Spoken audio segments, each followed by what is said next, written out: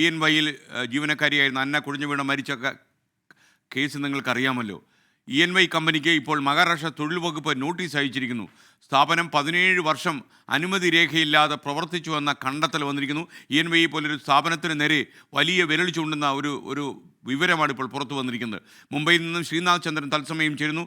Sreenath, good morning. പറയൂ ശ്രീനാഥ് ചന്ദ്രൻ.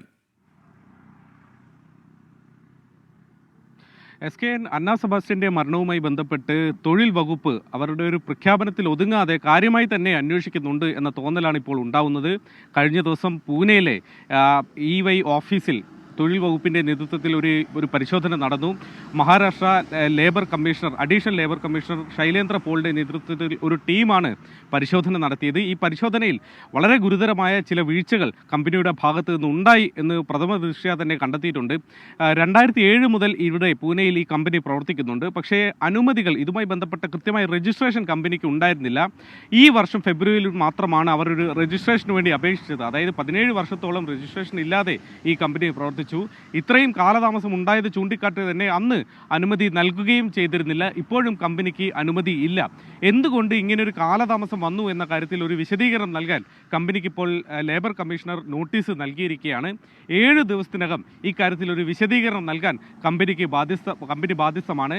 യഥാർത്ഥത്തിൽ മഹാരാഷ്ട്രയിലെ തൊഴിൽ നിയമങ്ങൾ അനുസരിച്ച് ഒരു ദിവസം പരമാവധി 9 മണിക്കൂറാണ് ഇത്തരം സ്ഥാപനങ്ങൾക്ക് പ്രവർത്തിക്കാൻ കഴിയുക. അതായത് ഈ സ്ഥാപനങ്ങളിലെ ജോലിക്കാർക്ക് ജോലി സമയമായി നിശ്ചയിച്ചിട്ടുള്ളത്. ഒരാഴ്ച അത് 48 മണിക്കൂറാണ്. ഇത്തരം നിയന്ത്രണങ്ങളൊക്കെ ഈ നിയമത്തിൻ്റെ പരിധിയിൽ വരുന്നതാണ്. പക്ഷേ ഒരു രജിസ്ട്രേഷൻ ഇല്ലാതെ പ്രവർത്തിക്കുമ്പോൾ ഇതൊന്നും തന്നെ റെഗുലേറ്റ് ചെയ്യപ്പെടുന്നില്ല എന്നതാണ് ഗുരുതരമായ ഒരു പ്രശ്നം. ആ ഒരു ഗുരുതരാവസ്ഥയിലേക്ക് തൊഴിലാളികൾ, ജീവനക്കാർ വീണുപോയിട്ടുണ്ടോ എന്നതാണ് ഇപ്പോൾ അറിയേണ്ടതും. ഏതായാലും 7 ദിവസത്തിനകം മറുപടി നൽകിയില്ലെങ്കിൽ ഒരുപക്ഷെ സ്ഥാപനം ഗുരുതരമായ നടപടികൾ നേരിടേണ്ടി വന്നേക്കും. ഇത്തരം തൊഴിലിടങ്ങളിൽ അപകടത്തിൽപ്പെട്ടോ അല്ലാതെയോ മറ്റും ജീവനക്കാർ മരിക്കുന്ന സാഹചര്യം ഉണ്ടായാൽ അതുമായി ബന്ധപ്പെട്ട നിയമ നടപടികളിൽ സഹകരിച്ചില്ലെങ്കിൽ 6 മാസം വരെ കഠിന തടവോ 50,000 രൂപ 5 ലക്ഷം രൂപ പിഴയോ അല്ലെങ്കിൽ ഇത് രണ്ടും ഒരുമിച്ചോ ഈ സ്ഥാപന മേധാവികൾ അനുഭവിക്കേണ്ടി വരും. അതുകൊണ്ട് ഇത്തരം നോട്ടീസുകളോട് കൃത്യമായി തന്നെ ഒരു മറുപടി നൽകാൻ EY കമ്പനി ഇപ്പോൾ ബാധ്യസ്ഥരാണ്. അത് ഒരുപക്ഷെ അവരിൽ നിന്ന് ഉണ്ടാവുമെന്ന് നമുക്ക് പ്രതീക്ഷിക്കുകയും ചെയ്യാം. ഓക്കെ, ശ്രീനാഥ് ചന്ദ്രനാണ് പറയുന്നത്. എന്തായാലും നമ്മുടെ അന്ന സെബാസ്റ്റ്യൻ എന്താണ് ശരിക്കും ഉണ്ടായത് എന്നറിയാൻ നമുക്കൊക്കെ അവകാശമുണ്ട്. കാരണം ജോലിഭാരം കൂടിയിട്ട് കുഴഞ്ഞു വീണ് മരിച്ചതാണോ അതോ മറ്റെന്തെങ്കിലും സംഭവിച്ചാണോ എന്ന് അറിയണം. ENY അതിൽ ആദ്യം അത് ഗൗരവമായി എടുത്തില്ല എന്നുള്ളത് നമ്മളെ വളരെ സങ്കടപ്പെടുന്ന കാര്യമാണ്. ഒരു മൾട്ടിനാഷണൽ കമ്പനിയായ ENY തീർച്ചയായിട്ടും അന്നയെ പോലുള്ള കുട്ടികൾക്ക് എന്ത് സംഭവിക്കുന്നു എന്ന് അവർ അറിയേണ്ടതാണ്. മാതാപിതാക്കളെ അവർ ബന്ധപ്പെടേണ്ടതായിരുന്നു. അതിലൊക്കെ അവർക്ക് വീഴ്ച പറ്റിയിട്ടുണ്ടെന്നാണ് നമ്മൾ മനസ്സിലാക്കുന്നത്.